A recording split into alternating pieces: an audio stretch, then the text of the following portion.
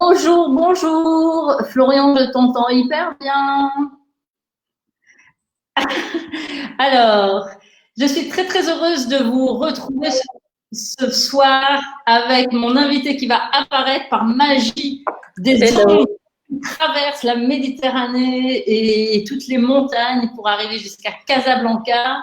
Parce que Stella Cadente, qui est mon invitée ce soir et que j'aime du fond du cœur, habite maintenant au Maroc. Va savoir pourquoi, mais on ne parlera pas de ça ce soir. On peut en parler, ça ne me dérange pas. Alors je t'attrape sur Instagram. Mais je ne sais pas où je t'attrape sur Instagram. J'ai toujours ce problème, moi, sur Instagram. Ah, ça y est, c'est bon. Alors, attends. Alors, attends, je t'attrape sur Instagram. Hop, et voilà. Normalement, tu devrais arriver sur Insta. Voilà, me voilà, j'arrive. Formidable. C'est un peu voilà.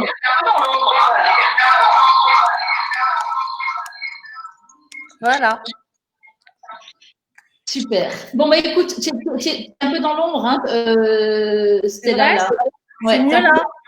Donc, une fille de lumière, c'est dommage que tu sois dans l'ombre. Et là, c'est mieux? Ouais, un peu mieux. Vous la voyez? Vous la voyez bien? Il faut la voir. C'est hyper important de la voir. Bon, alors, c'est compliqué pour moi parce que je suis très heureuse de recevoir cette artiste surdouée, cette créatrice hors du commun, cette artiste enchantée, qui est aussi devenue mon amie. Donc, ça, c'est très important pour moi. Mais ça va être trop compliqué parce que je vais être obligée de t'appeler avec ton nom de ville et pas ton nom d'artiste. Alors, j'essaierai de temps en temps de rester là, mais pour moi, c'est totalement antinaturel. Donc, je crois que je vais t'appeler par ton vrai prénom. Alors, pour info, son vrai prénom est enfin, son vrai nom de famille est relativement compliqué parce que Stella Cadente s'appelle en réalité Stanislasia Klein. Voilà. Ah, c'est pour ça que j'ai pris Stella Cadente, parce que franchement, c'est imprononçable. Mais c'est que quand même, c'est plus poétique aussi, Stella. Tu peux pas dire que tu as pris que pour ça. Oui. Non, mais déjà, tu sais, quand j'étais petite, ça rentrait pas dans la marge. Quand j'écrivais, mon nom débordait, donc ça faisait déjà des histoires avec les profs. En plus, comme je suis gauchère, je commençais à écrire, et puis au fur et à mesure où j'écrivais, je bavais l'encre sur la copie. Donc, tout partait de façon très compliquée pour moi dans la vie. En fait, tu es partie en bavant. Bah oui, normal. Tu es partie en bavant. Donc, moi, en tout cas, j'ai essayé de t'appeler Stella parce que c'est important que les gens mettent bien Stella Cadente dans la tête, parce que c'est ça qui est important dans ce que tu es aujourd'hui. Mais quelquefois, si je dis Stan, ne vous inquiétez pas, je lui parle toujours à elle. Stan, d'ailleurs, c'est hyper en écho et tu n'arrives pas du tout sur Insta. Hein. La connexion se fait, mais tu n'y arrives pas. Ouais, je galère. Je ne sais pas si c'est la connexion marocaine, mais en tout cas, tu n'y arrives pas. Alors, puisqu'on parle d'étoiles, on peut commencer aussi par le petit. Ça ne marche pas avec Insta, on va laisser tomber, c'est pas grave. C'est dommage, mais ça marche pas. En effet, ça marche pas. Donc, en tout cas, voilà des étoiles pour se mettre tout de suite dans ton univers. Parce que c'est vraiment ton univers pour moi, cette image. J'ai eu beaucoup de mal aujourd'hui à faire l'affiche et les stories pour parler de toi et parler de ton univers, parce que ton univers est tellement large. Il y a tellement de choses que j'ai envie de montrer de toi. Il y a tellement de lumière qui viennent de toi dans tous les coins que c'est très compliqué de choisir. Parce que choisir, c'est renoncer, et j'aime pas renoncer aux magnifiques choses que tu fais et aux magnifiques choses que tu es d'ailleurs. Parce que c'est ça que j'aime chez toi et c'est ça dont j'aimerais vraiment que tu nous dont j'aimerais vraiment que tu nous parles, c'est l'âme que tu mets dans tout ce que tu fais. Parce que je crois que c'est vraiment ça qui te caractérise, c'est-à-dire que tu n'es pas simplement une artiste au talent éprouvé, parce que ça fait longtemps que tu es une artiste reconnue internationalement, mais tout ce que tu fais a une âme et c'est ça qui a une vraie magie chez toi.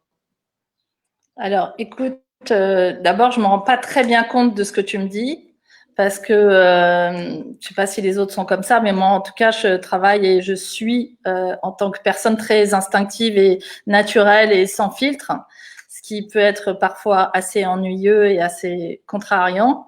Et du coup, oui, sûrement que j'essaye de mettre la majeure partie de moi-même à l'intérieur de ce que je fais, mais du coup, je ne me rends pas compte. Et s'il y a beaucoup d'âme, je le prends comme un énorme compliment et je te remercie. Oui, mais moi, c'est ça que je trouve très particulier dans ton talent. C'est ce côté incarné et c'est ce côté, si tu veux bien que je fasse cette association, puisque je l'ai fait moi de toute façon, c'est que c'est aussi le fait que tu ne peux pas faire autrement que de faire les choses incarnées en étant la surdouée que tu es. C'est-à-dire que tu es obligé d'être corps et âme dans tout ce que tu fais. Ouais.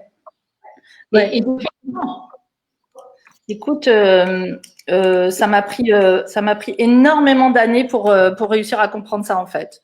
Donc bon, tu m'as énormément aidé. Oula, j'ai un problème. Je ne te vois plus. Tu es là. Voilà, je t'ai retrouvé. Tu m'as énormément aidé, mais bon, c'est vrai que jusqu'à une période encore assez restreinte, je comprenais pas pourquoi tout me tenait tellement à cœur, pourquoi une chose qui était ratée prenait des proportions incommensurables, pourquoi j'avais l'impression en permanence d'être ce verre d'eau qui débordait et contre lequel je pouvais avoir aucune prise. Et du coup, c'est vrai que grâce à nos discussions mutuelles et grâce à un certain nombre de choses que j'ai appris par tes écrits et aussi en essayant d'avoir une forme d'analyse sur moi-même, je me suis rendu compte que j'essayais vraiment de mettre toute cette sensibilité que j'avais à l'intérieur de moi sur des objets, des matériaux, des fusions, des instants, plein de choses et que tout ce que j'essayais de faire avec beaucoup de générosité, malgré tout, même si c'était généreux, de temps en temps, c'était reçu à l'envers parce que c'était trop. Et en plus, on est quand même dans une société qui est de plus en plus politiquement correcte, où le moindre écart peut être assez mal interprété et où la tête qui va dépasser d'une manière ou d'une autre risque d'être sectionnée. Et maintenant, j'essaye d'en faire une force et bon, ça va de mieux en mieux, mais c'est pas évident. Et je pense que oui, ce que tu dis par rapport à l'incarnation, ça doit venir de là. Oui, et ça vient de ce que tu dis, c'est-à-dire une espèce de pour moi, tu es tellement si je devais faire un profiling de surdoué type, moi, tu es tellement dans ce profiling de surdoué type où ta sensibilité, elle émane de toi tout le temps. C'est-à-dire que tu es totalement poreuse à l'environnement, mais que quelque part, le fait que tu aies un tempérament extrêmement entier, tu peux faire peur aux gens, dans le fond, parce que tu vois tout, tu entends tout, tu comprends tout, et que tu laisses les autres un peu derrière. Alors ça, je m'en rends pas compte. Je me rends compte que je sais des choses avant qu'elles ne se passent. Alors je suis pas du tout voyante ou sorcière. Quand mes enfants étaient petits, ils disaient ah oui, mais toi maman, de toute façon, tu es une voyante. Donc non, pas du tout.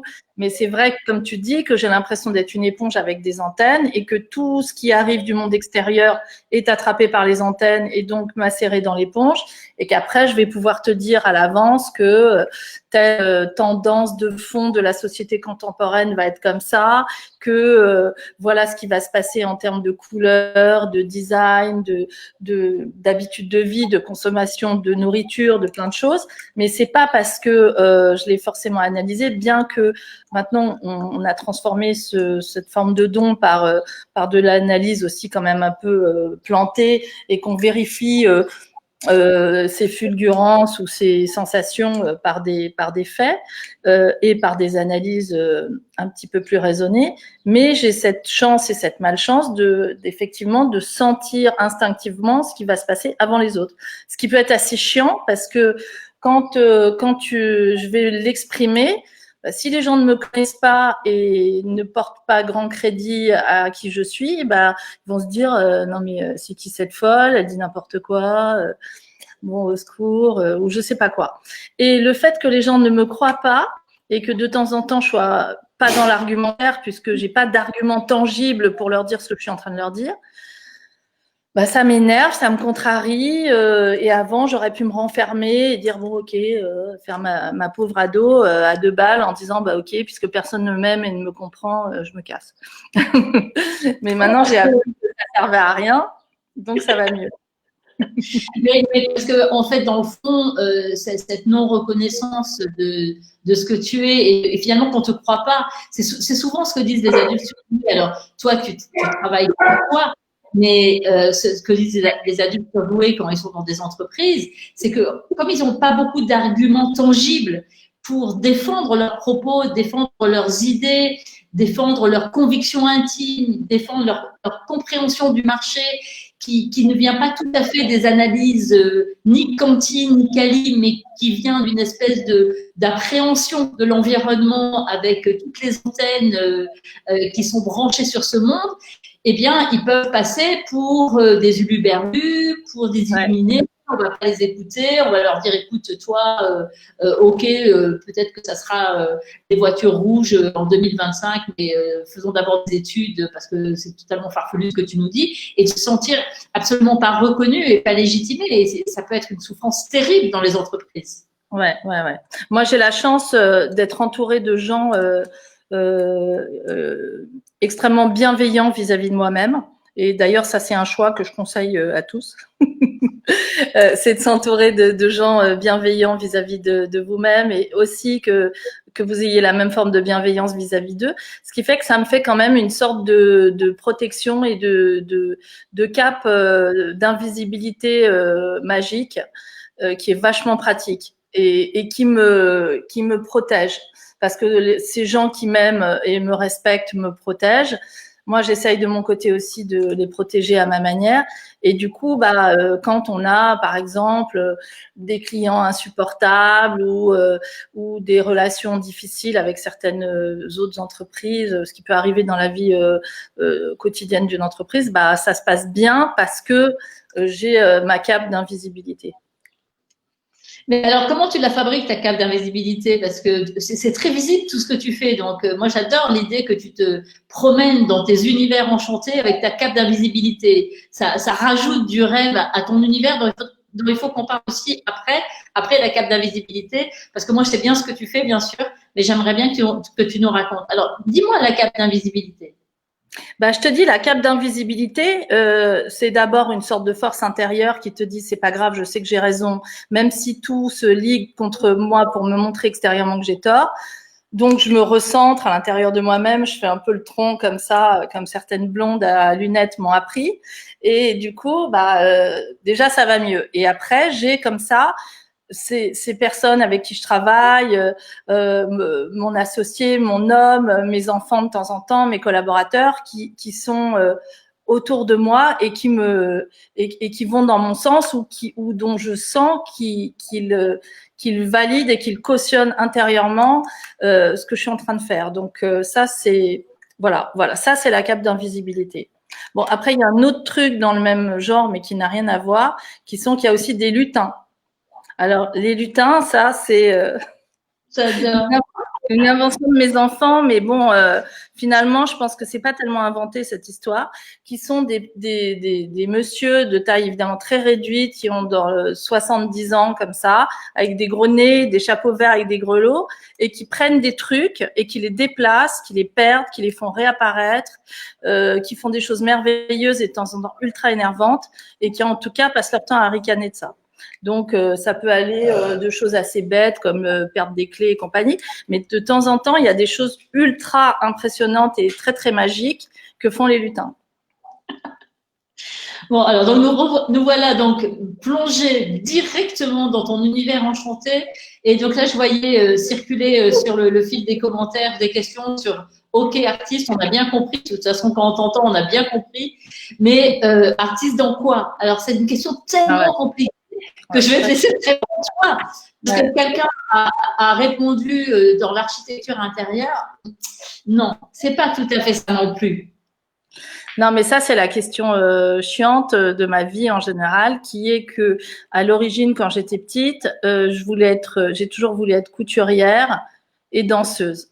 Alors, je pensais que j'allais finir au Moulin Rouge, bon, ce qui n'est pas complètement faux parce que on a photographié les coulisses du Moulin Rouge dans tous les sens et qu'on travaille avec eux, mais c'était pas pour lever la patte et être sur l'escalier lumineux. Et couturière parce que mes deux grands-mères étaient couturières, donc pour moi c'était normal depuis toujours. J'ai habillé d'abord des poupées, ensuite des gens, et puis c'est vrai que j'ai l'impression que je peux être assez boulimique de création en tout genre et que pour moi, qu'importe le support, du moment que la magie, encore une fois, opère et que la création est là.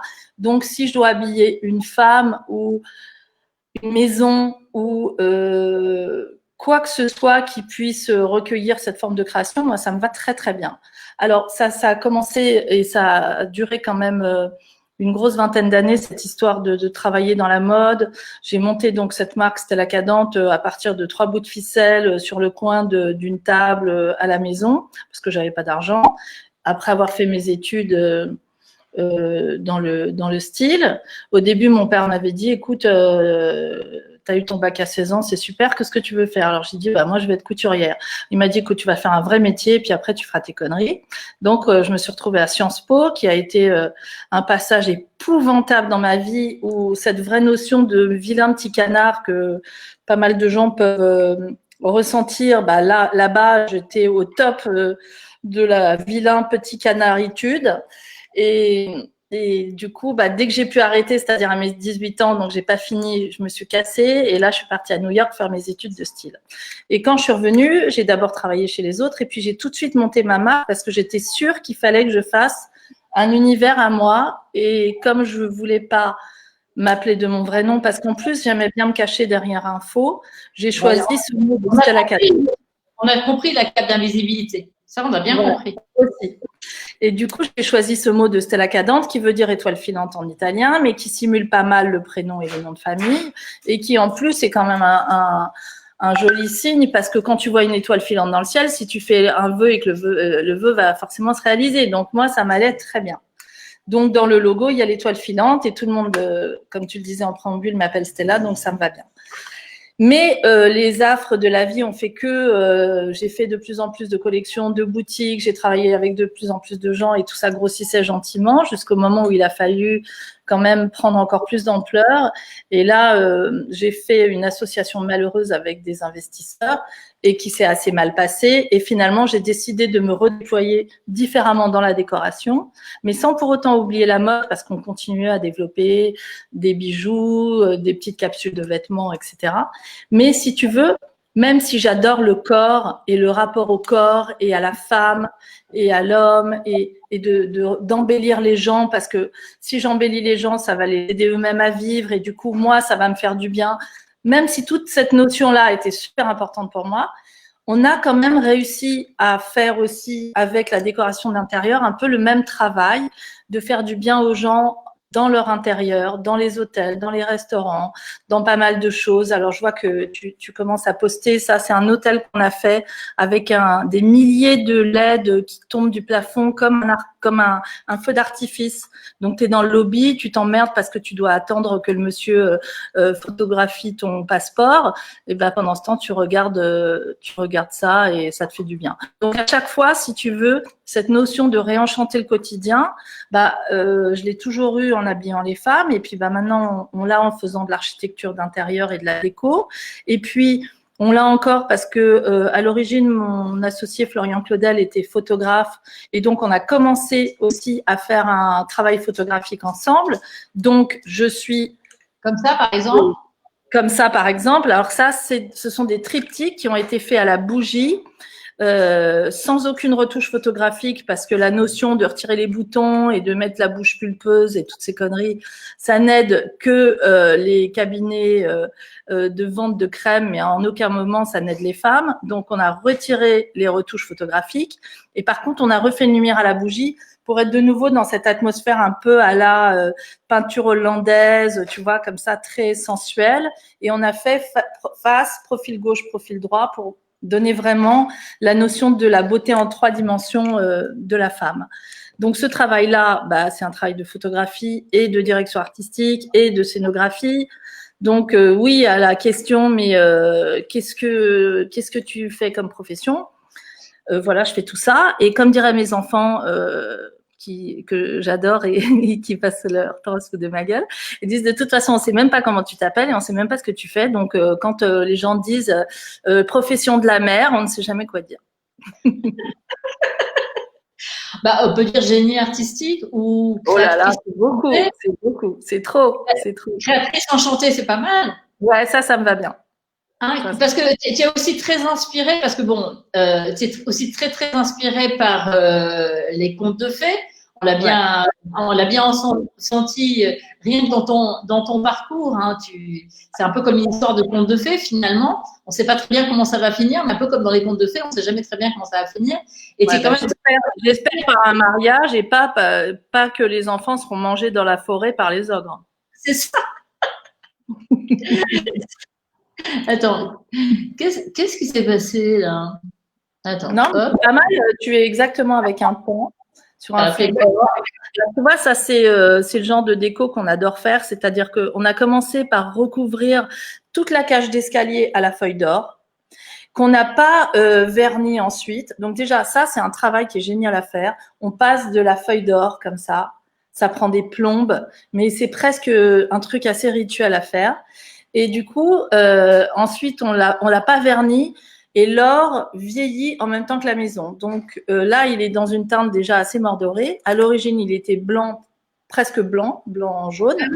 Et je pense que dans 10 ans, il sera totalement marron, exactement comme les tableaux de la Renaissance italienne. Donc ça, c'est un truc qu'on adore faire parce que c'est un truc qui ne se fait pas normalement. On met vaguement de la peinture, de la feuille d'or au plafond, mais à aucun moment sur les murs. Donc on a fait ça. Et puis, j'adore la taxidermie. Donc là, tu vois qu'il y a un pan qui attend le visiteur gentiment. Et ce que j'adore dans la taxidermie, c'est que déjà, les animaux sont tués normalement, donc il n'y a pas de problème de défense des animaux là-dessous. Et donc, une fois qu'ils sont morts, on les remplit de mousse, on leur donne une pose incroyable, et là, tu as l'impression que la maison est habitée par des animaux enchantés. Et moi, je trouve ça génial, ça me fascine. Et dans cette même maison, on a mis un pan qui fait la roue, dans la salle à manger, ce qui fait que tu déjeunes dans la salle à manger, tu as ce pan énorme qui fait la roue, et tu as l'impression qu'il est vivant, et qui va se tourner, que peut-être il va se transformer en prince charmant, t'en sais rien à la fin, ou peut-être en transfert. Non, mais c'est vrai que tu es très, très inspirée, mais on a l'impression que quand on se balade dans tes univers, d'abord, on se balade toujours avec toi, même si tu n'es pas là, bien évidemment, mais on se balade avec toi. Mais on se balade aussi avec quelque chose où c'est comme si tu avais besoin de cet enchantement du monde pour faire un équilibre avec ce que parfois tu perçois de la noirceur, de la difficulté, de la douleur. C'est comme si tu te sentais missionné d'une certaine façon pour ouvrir le cœur à ceux qui vont vivre dans tes univers.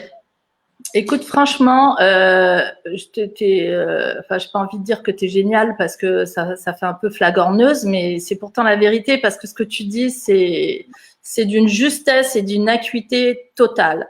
C'est-à-dire que effectivement, j'ai l'impression que je me suis fabriqué un peu cet univers magique pour quand même tout de même me protéger, que je suis un peu dans le monde de oui-oui par moment. Comme diraient mes proches. mais que je le fais sciemment parce que si je ne devais voir que la noirceur du monde telle qu'elle est, je crois que je pourrais pas vivre du tout, ça serait impossible. J'ai un énorme problème qui consiste à ce que je ne peux pas regarder des films trop violents, avec du sang, avec des gens qui s'y sont découpés ou je sais pas, toutes ces horreurs qu'on voit en permanence.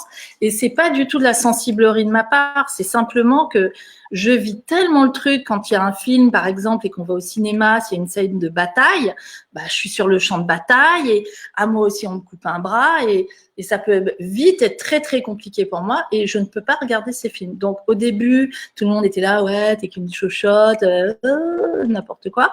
Et non, c'est pas de la sensiblerie, c'est vraiment c'est un problème, c'est chiant. Et maintenant, quand il y a un film qui est bien, je dis toujours à mes enfants, est-ce que je peux le voir? Et 9 fois sur 10, non, mais laisse tomber, maman, tu peux pas le voir. Donc, voilà, c'est accepté, c'est entériné, c'est pas grave.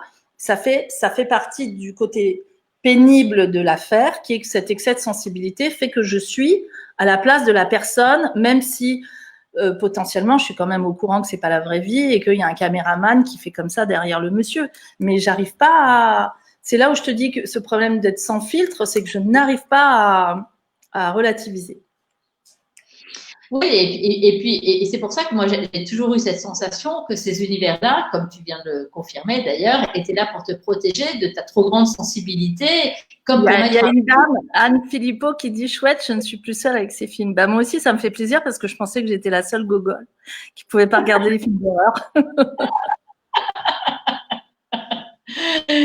mais c'est ça qui est incroyable, et parce que on sent bien, comme dans les contes d'ailleurs, hein, comme dans tous ces contes que tu nous racontes, parce que bien évidemment, tu as aussi créé une maison d'hôtes à 100 km de Paris, qui est une maison complètement enchantée, mais alors vraiment enchantée en vrai. J'ai pas pu charger là sur la plateforme tout ce que j'aurais aimé montrer de toi, mais chaque chambre est un univers. On passe de la Reine des Neiges au Petit Chaperon Rouge, à la Belle au Bois dormant. Raconte. Oui, bah écoute, c'est le premier établissement de décoration qu'on a fait. Et je voulais vraiment que ça réponde à ce que j'avais dans la tête. Donc oui, il y a 6 chambres autour de la thématique des contes de fées. Alors c'est suggéré, hein, on n'est pas chez Disney, mais c'est vrai que bon bah la Reine des Neiges par exemple, c'est une chambre toute blanche avec des cristaux que j'ai collés au plafond. Et du coup, quand on allume les lumières, ça scintille comme si on était dans un royaume de cristal. Et bon, la Reine des Neiges, comme chacun sait, elle est tombée amoureuse d'un humain et puis elle l'a enfermé dans la glace. Enfin bon, c'est une histoire un peu dramatique, mais ça donne comme ça le fil conducteur d'une inspiration pour faire un lieu. Et cette maison est autour de cette thématique-là. Le restaurant s'appelle Il était une fois. Enfin, c'est un vrai projet de scénographie, de décoration, mais c'est pas de la déco pour de la déco, parce que ça c'est quelque chose que j'aime pas non plus. C'est vraiment avant tout, et là aussi c'est un terme un peu galvaudé maintenant, c'est avant tout une expérience humaine. Et quand on est dans cette maison, la seule chose que je voudrais, c'est que les gens se sentent bien. Après, si c'est beau et que ça leur évoque des trucs rigolos ou ça les emmène dans des mondes enchantés, tant mieux. Mais surtout, l'idée, c'est que les gens soient heureux dans les lieux qu'on fabrique. Ça, c'est très, très important. Oui, mais c'est pour ça que moi, en fait, ça m'agace mais c'est moi, hein, quand on dit que décoratrice d'intérieur, parce que pour moi, tu fais pas des décors, tu crées des univers, et c'est pas du tout la même chose. Parce que ce sont des univers qui sont à la fois des univers visuels, mais comme tu le dis, ce sont des univers olfactifs, on va en reparler, ce sont des univers sensoriels, il y a des plumes dans tous les sens chez toi, et puis par moments, tu es très disruptif parce que au détour d'une pièce, et ben bing, voilà ce qu'on. Ben oui, alors ça c'est quand on rentre dans la maison, c'est à Provins. Il y a quelqu'un qui me demande où est-ce que c'est. Ça s'appelle la maison d'hôte Stella Cadente à Provins. Je fais un peu de pub au passage. Ça fait pas de mal.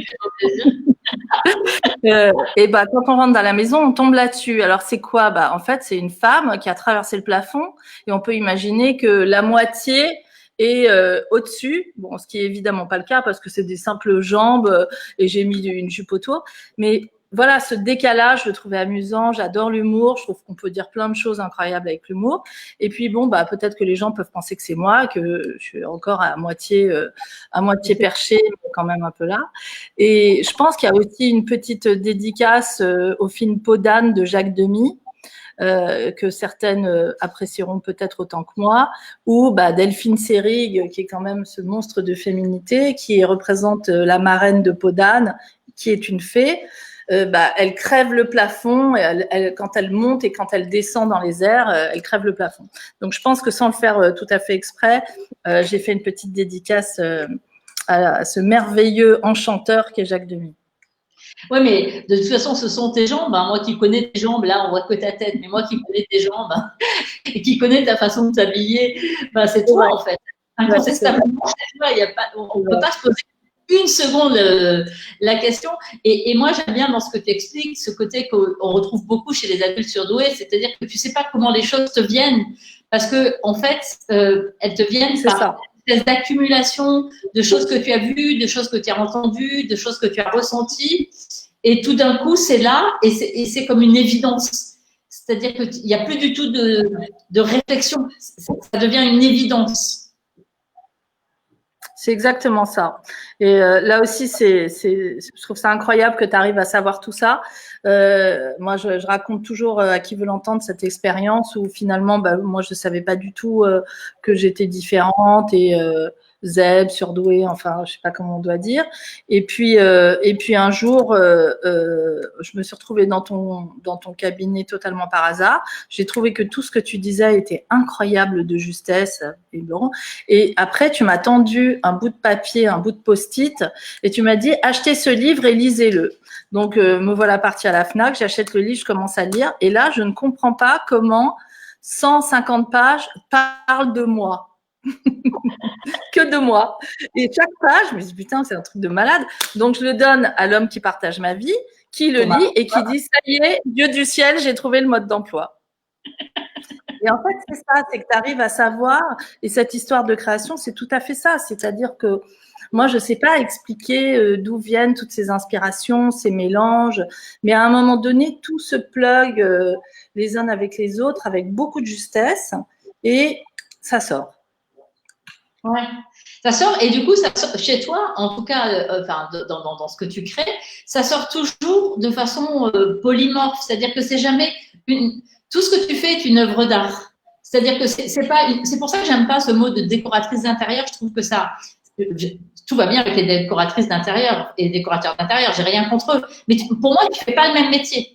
Pour moi, tu crées des environnements et c'est l'environnement que tu crées qui devient une œuvre d'art et qui est toujours unique parce que tu reproduis pas, et tu le fais pas en fonction de la personne pour laquelle tu le fais. D'ailleurs, tu le fais rarement sauf quand tu fais pour les hôtels, mais tu le fais en fonction de l'inspiration. C'est quand même assez particulier ta façon de travailler. Non, j'ai pas l'impression. Moi, j'ai l'impression qu'au contraire, c'est assez. C'est un peu prétentieux ce que je vais dire, mais j'ai l'impression que c'est comme ça qu'il faut faire. C'est-à-dire qu'il faut partir d'abord de la tendance. J'adore, voilà, c'est ça. Non, mais ce que je veux dire, c'est qu'il faut partir de la tendance, c'est-à-dire qu'est-ce que les gens vont avoir envie. D'abord, le mot de œuvre d'art, moi, je trouve que c'est beaucoup trop pour mon travail et c'est un énorme compliment, mais c'est un peu trop. En tout cas, j'essaye de faire avec mon associé un travail voilà de juste et dans ce que les gens vont avoir envie de faire. On adore faire des hôtels et des restaurants. Pourquoi ? Parce qu'il y a un maximum de gens qui vont rentrer dans ces espaces et en profiter. Et moi, je trouve ça mieux que de le faire pour un particulier, parce que du coup, il y a plein de gens qui vont profiter de ça et la création, du coup, elle est encore plus utile. Parce que pour moi, la notion de création ne peut être qu'utile. Et si c'est juste pour moi me défouler, entre guillemets, je m'en fous, ça m'intéresse pas du tout. Ce qui m'intéresse, c'est encore une fois de pouvoir que ça soit une aide quelconque à quelqu'un en face. Pour se sentir plus beau parce que c'est un vêtement, pour se sentir mieux dans une atmosphère parce que c'est un lieu, pour se sentir apaisé parce que c'est une photo. Je sais pas, enfin, toutes sortes de choses. Effectivement, Une aide aussi à la vie. Si on se sent bien enveloppé dans une odeur qui nous correspond, eh ben on va mieux vivre. Donc tout ça, ça marche bien ensemble. Ce que je veux dire, c'est que sans la tendance et les habitudes de consommation de demain, qui vont être très importantes pour chacun d'entre nous, mais ça sert à rien de faire des lieux. Donc si on fait beaucoup d'hôtels et de restaurants. Bon, aujourd'hui, la grosse tendance, c'est pas un scoop, c'est d'arrêter de faire des accueils dans les hôtels avec des grands desks épouvantables, où derrière, tu as quelqu'un qui t'attend et tu arrives là-dedans, tu as envie de te casser tellement c'est désagréable. Au contraire, tu as envie d'être accueilli, etc. Donc, aujourd'hui, on est dans la dématérialisation de l'accueil dans les lieux d'hôtellerie et de restauration. Bon, bah ça, c'est une tendance. Donc, si nous, en décoration ou en architecture d'intérieur, on fait le contraire, bah ça marchera pas. Donc, c'est pour ça que, avant toute chose, on part de la tendance.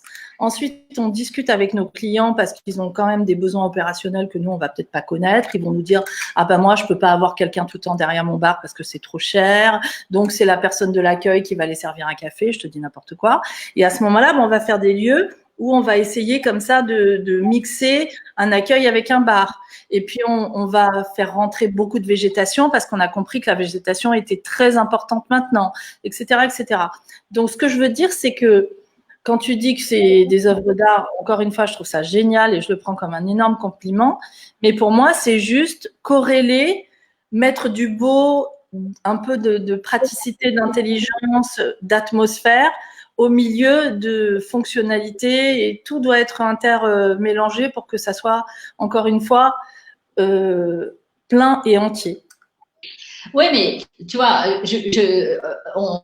on est passé un peu vite sur encore un univers sur le parfum, parce que là, ce que tu réussis à faire, c'est non seulement tu crées une odeur qui est quand même très particulière, parce que quand on porte ce parfum, on sait qu'on porte ce parfum, il y a vraiment comme tu dis, cette enveloppe olfactive qui est, on a l'impression, enfin moi, pour moi, tes parfums, l'odeur de tes parfums, c'est un peu comme une espèce c'est toujours un peu pareil, c'est une espèce de coton doux qui t'enveloppe, qui te fait du bien, qui te caresse la peau, tu vois, qui te fait sentir doux de l'intérieur, comme si ça t'infusait de l'intérieur. Mais en plus, tu vas au talent. Enfin, pardon de te dire que tu es talentueuse, hein, je suis désolée, je suis confuse. Non, mais ça me fait plaisir, hein, t'inquiète pas.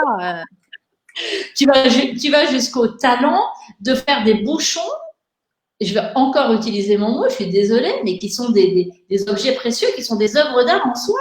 Les bouchons de tes flacons de parfum, mais c'est quelque chose d'incroyable. Pourquoi tu fais ça en fait? Tu fais un flacon normal. Mais en fait, là aussi, ça rejoint la discussion qu'on vient d'avoir et où tu as dit avec beaucoup de justesse que on fait des petits trucs et puis tout d'un coup, hop, la création naît. Ben là, c'est exactement la même chose. Si je te raconte l'histoire de ce flacon, d'abord, je voulais une sorte de flacon d'un faux classicisme, un peu comme les flacons de Guerlain. Donc, c'est pour ça qu'il est rond, le premier, et qu'il a sa petite écharpe, un peu comme un certi qu'on faisait au 19e siècle pour fermer les parfums, avec la cire rouge autour. Et puis, j'avais déjà des bagues à tous les doigts et j'avais des bagues avec des strass. Du coup, je prends ma bague, je la pose sur la bouteille et je dis, bah, j'aimerais bien un truc comme ça. Et après, bah, j'ai plus qu'à dessiner. Donc, c'est comme une sorte d'accident magique. Et la création, c'est ça, c'est des accidents magiques. Et au début, ça me complexait un peu de travailler comme ça parce que à l'école, on m'avait bien expliqué qu'il y avait une méthode, qu'il fallait suivre la méthode et que c'est seulement à la fin de la méthode que la beauté naissait. Et puis finalement, je me suis aperçue que c'était des conneries et que la beauté, ça ne veut rien dire. Si la beauté parfaite, moi, ça me fait chier. Et je préfère une fille qui a un nez en pied de marmite avec un grain de beauté sur la lèvre, un peu comme ça. Elle va être 10 fois plus belle que la fille qui va être de la beauté parfaite. Bah, pour les flacons de parfum, c'est la même chose. C'est ces accidents du flacon et puis ce côté un peu décalé du bouchon qui en faut sa beauté. Oui, bien sûr, mais parce que tu as cette capacité, une fois encore, comme beaucoup de surdoués, pardon de te remettre dans une masse, mais non, c'est-à-dire de transformer un accident de la vie j'ose plus dire œuvre d'art, mais je vais quand même le dire, en œuvre d'art, c'est-à-dire de pouvoir t'émerveiller, parce que tu as cette capacité incroyable de garder cette âme d'enfant et de t'émerveiller et de regarder le truc en disant oh, mais c'est beau en fait. Ah, tu vois, ça me lâche ça, c'est un truc qui peut être pénible aussi. Alors là où j'ai un de mes grands credos qui est de dire que Picasso a dit qu'il avait mis 20 ans à redessiner comme un enfant. Alors moi, la première fois que j'ai entendu ça, j'ai trouvé ça dingue et ça m'est toujours resté en tête. Donc, première chose. Et deuxième chose, la capacité à s'émerveiller, pour moi, c'est un truc super important, mais qui peut faire chier les autres. Il faut quand même le dire. Donc, autour de moi, je suis entourée, encore une fois, de ce petit cercle de gens que j'adore et qui m'adorent, mais qui disent, OK, c'est bon, on va peut-être pas s'extasier 8 ans sur la couleur du trottoir, tout ça parce qu'il y a une flaque d'huile dessus. OK, ça fait un arc-en-ciel, c'est génial, on passe à autre chose. Oui, mais en même temps, moi, ce que j'aime, et ça, on l'entend chez les surdoués, y compris chez les petits zèbres, tu vois, les tout petits, c'est que tout est naturel. C'est-à-dire qu'ils ne comprennent pas que pour les autres, ça ne soit pas comme ça. Toi, ce que tu racontes, c'est que finalement, les choses se produisent et elles se produisent et que c'est normal pour toi. Tu vois pas pourquoi les gens viendraient te dire waouh, c'est beau ou waouh, c'est une œuvre d'art parce que qu'est-ce que j'ai fait? Rien. J'ai fait une connerie. J'ai mis ma bague sur le bouchon et ça fait ça. Je suis quand même pour rien. Non, et puis en plus, si tu veux, toute cette période tellement étrange qu'on vient de vivre, et merci pour tous les lives et les interviews que tu as fait qui étaient vachement intéressantes parce qu'on s'aperçoit que tout le monde n'a pas vécu les choses de la même manière. Moi, ça m'a vachement intéressée parce que tout d'un coup, tout le monde arrive avec un discours autour de vivons chaque moment, faisons un cocon agréable, mangeons correctement, passons du temps à faire notre pain. Enfin, pour moi, c'est des choses qui sont un peu évidentes. Et là aussi, c'est vrai que ça peut être difficile parce que quand j'ai commencé à faire le métier de la mode, il y a trop de temps. En 1991, en tout cas, j'ai fait ma marque, mais bon, même avant, j'avais les mêmes choses dans la tête. Je voulais faire des petites séries, des vêtements avec des tissus fabriqués pas loin et sûrement pas en Chine. Je voulais savoir qui étaient mes ouvrières et que c'était pas des enfants de 14 ans qui bossaient dans des usines dans des mauvaises conditions. Je voulais faire gaffe à ce qu'on transporte pas tout ça avec des avions et faire n'importe quoi. Et ça, c'était en 91. Et maintenant, ça devient un peu évident, mais c'est tellement une évidence depuis le début. Et c'est ça que je ne comprends pas. Et quand je dis ça, je me dis, dis donc, elle se la pète un peu de dire ça. Mais en vrai, non, je me la pète pas. Je voudrais juste savoir, essayer de comprendre pourquoi est-ce que ce n'est pas venu à l'esprit des gens à l'origine et que c'est seulement maintenant parce qu'on a eu tous ces problèmes climatiques, viraux. Pourquoi c'est seulement maintenant qu'on commence à se pencher sur la question? Donc voilà, c'est.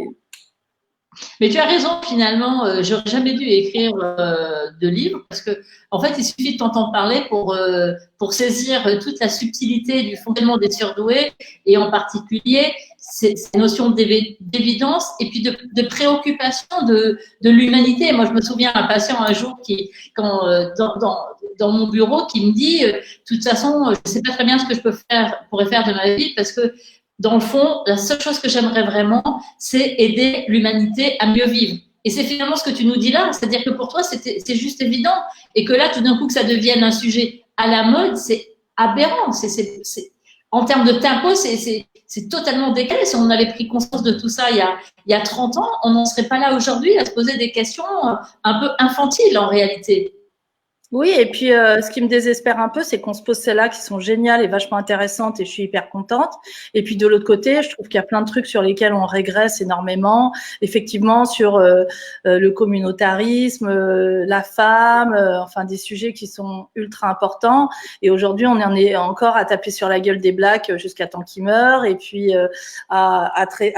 hier, j'entendais que en France, au 21e siècle, les femmes sont encore payées moins 20% que les hommes pour le même boulot. Bon, bref, on va pas rentrer dans ce débat-là, c'en est un autre.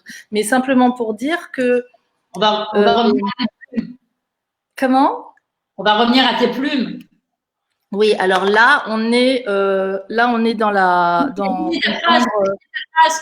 Non, mais c'est vraiment important. C'est pas du tout que je veuille t'arrêter sur ta lancée, mais comme je te sais tellement engagée dans la vie et par rapport à la préoccupation que tu peux avoir des autres, et avec cette conviction que, comme le dit Béatrice d'ailleurs dans le film, que tout le monde pense pareil, c'est vrai que ça crée des de colère et que ça crée des incompréhensions dans les relations aux autres.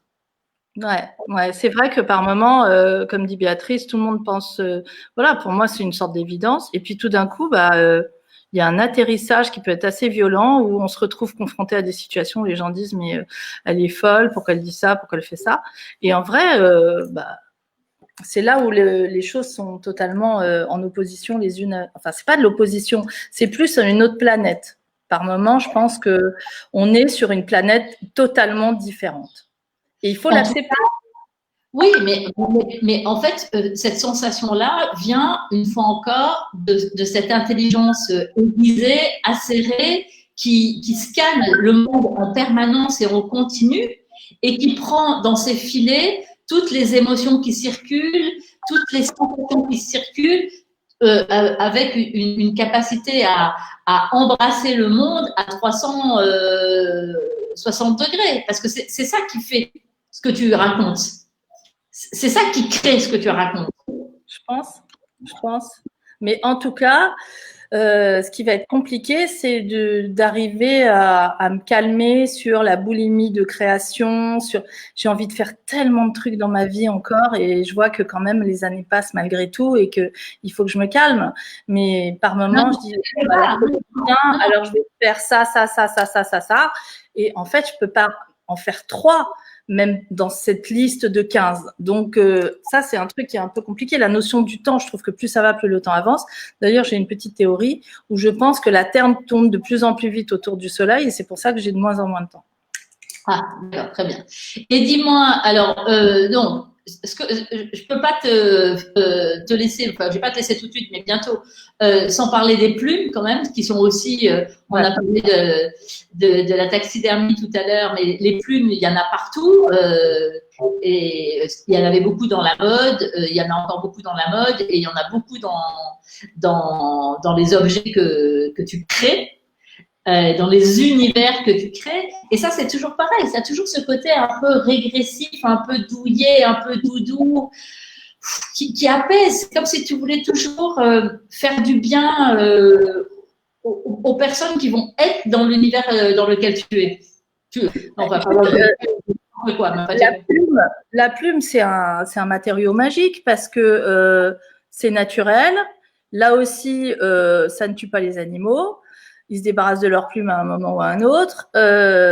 Ça se teint et ça se pose, ça se tricote, ça se coud. Enfin, on peut faire plein de trucs avec la plume. Ça se lave. Enfin, tout est dingue avec la plume. Et en plus, ça fait des sortes de beauté magnifique sur soi, sur les rideaux, sur les coussins, sur plein de sortes de choses. Et là aussi, ça envoie de la magie. Et puis, ça s'envole. Et ça va même plus loin, c'est que, tu sais, pour sentir les parfums, souvent, les gens te donnent ce qu'on appelle des mouillettes, qui sont ces petits cônes en papier. Moi, j'ai jamais réussi à sentir du parfum là-dessus parce que le papier absorbe. Enfin, je sais pas, ça marche pas. Donc, soit tu le mets sur la peau, mais au bout de 10 minutes, tu pues. Et en fait, si tu vaporises du parfum sur une plume, et c'est ce que on faisait au moment du lancement du parfum, et tu as exactement l'odeur que tu pourras avoir si tu le projettes dans tes cheveux ou sur ta peau. Donc, je vous conseille la plume à tout. Donc,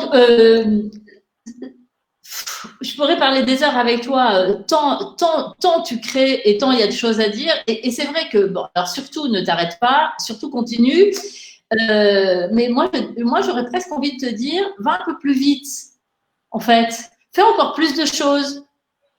Parce que c'est quand tu commences à te dire qu'il faut que tu te calmes, que tu peux avoir des moments, et je le sais, et comme beaucoup de surdoués, des moments plus down, en fait.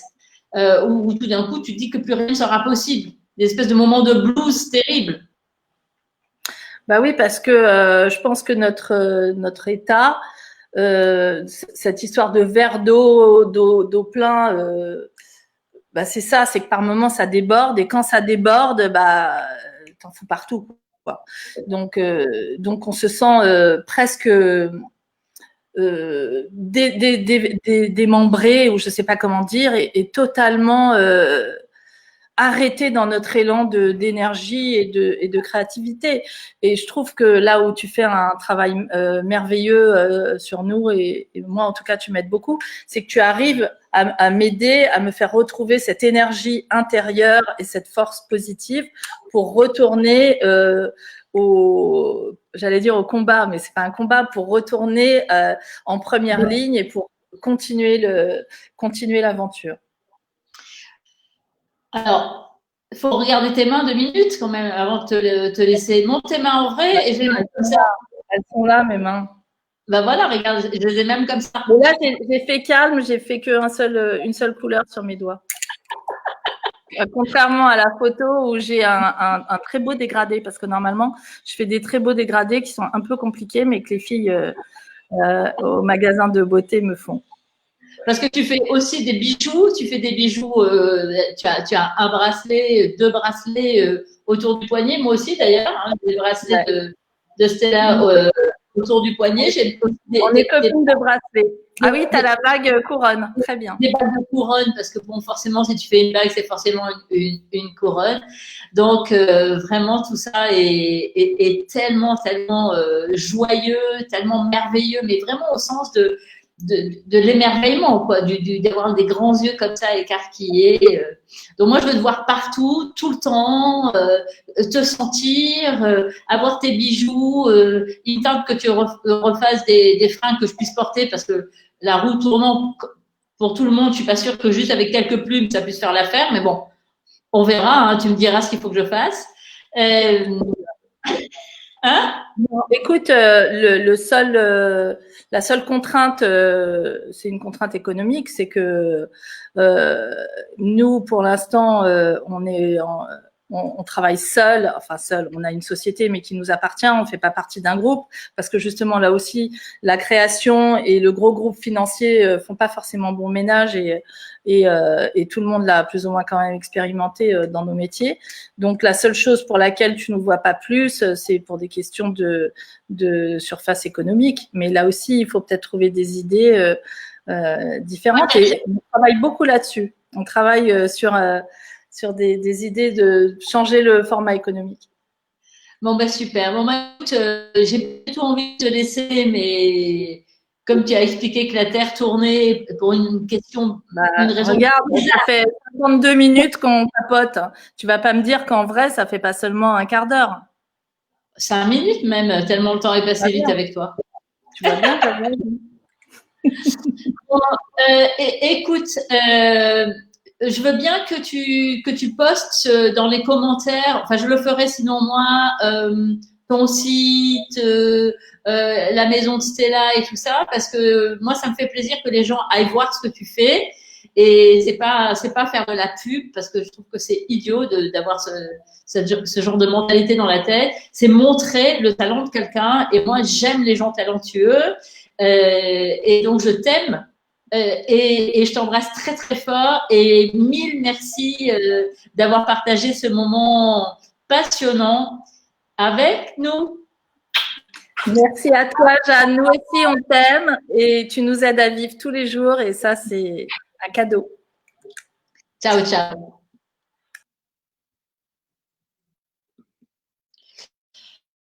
Alors, quant à nous, on se retrouve demain soir, vendredi, pour notre émission La Psy quotidienne.